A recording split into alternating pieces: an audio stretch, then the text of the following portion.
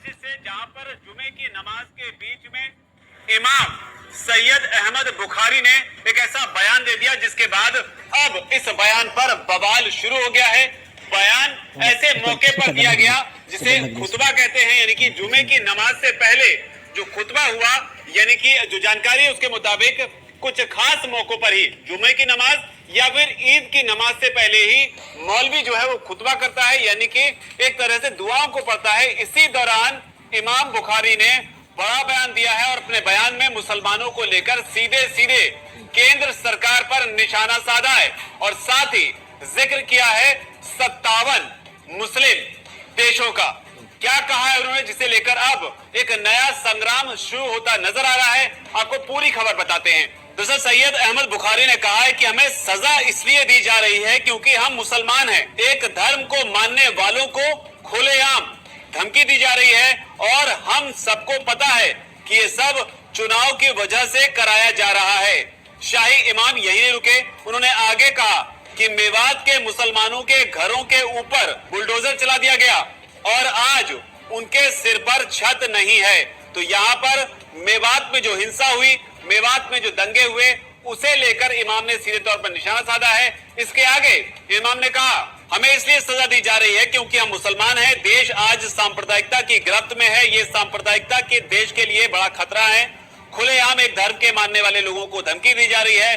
पंचायतें करके कहा जा रहा है कि मुसलमानों का बॉयकॉट करो।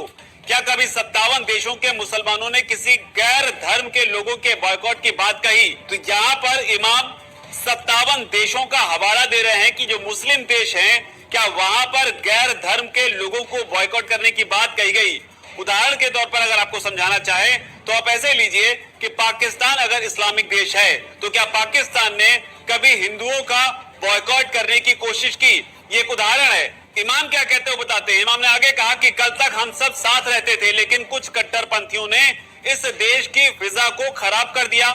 इन्हीं सब के लिए क्या देश को आजाद कराया गया था? तो खुतबे में बोलते हुए जुमे की नमाज से ठीक पहले बड़ी मुस्लिम भीड़ को संबोधित करते हुए इमाम ने ये बातें कही हैं। इमाम बुखारी ने आगे कहा हम सबको पता है कि सब कुछ चुनाव की वजह से कराया जा रहा है। कोई भी पार्टी हमेशा सत्ता में नहीं रहने वाली। इसके आगे इमाम ने प्रधानमंत्री नरेंद्र मोदी से अपील की। उन्होंने कहा प्रधानमंत्री जी हालात को समझें और गौर करें। आजादी के 75 साल बाद भी मुसलमानों को सामाजिक न्याय नहीं मिला। सच्चर कमेटी की रिपोर्ट इसका आईना है। मुसलमानों के लिए कमीशन बनाए जाते हैं लेकिन कुछ नहीं हुआ। मुसलमानों के हालात दलितों से भी बदतर हैं। हाल में हुई घटनाओं ने देश के भविष्य पर सवाल खड़े कर दिए हैं। मणिपुर, मेवात, ट्रेन में मुसलमानों को मारना, गुरुग्राम में बेगुनाह इमाम का कत्ल हुआ, नूह में बेगुनाहों के घर गिराए गए। जामा मस्जिद के इमाम ने आगे कहा मैं यही कहूंगा कि मैं जुनून का हमसफर हूं, मेरा कोई घर नहीं। आज ये हालत मेवात के मुसलमानों के हैं, उनके पास घर नहीं। बुलडोजर चला दिया गया। भारत का कोई कानून क्या ये कहता है कि बिना जांच के लोगों के घर गिरा दिए जाएं? हम हिंसा का समर्थन नहीं करते। जो हुआ वो दर्दनाक। भारत जैसे लोकतांत्रिक देश में ये अच्छा नहीं है।